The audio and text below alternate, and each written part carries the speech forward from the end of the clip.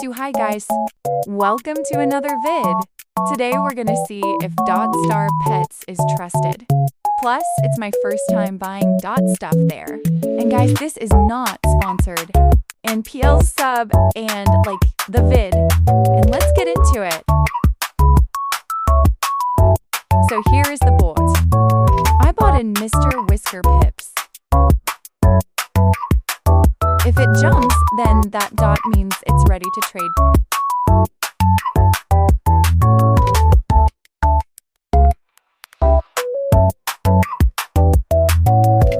Sometimes the trades will take Dot so long, so Peels, be patient.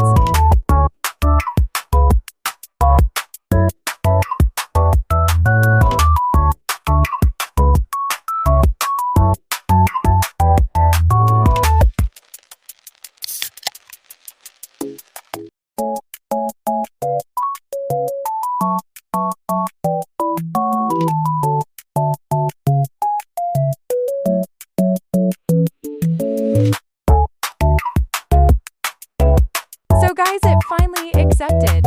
I'm so happy, Amal. And it costed only $1.70. Here are more purchases I did earlier.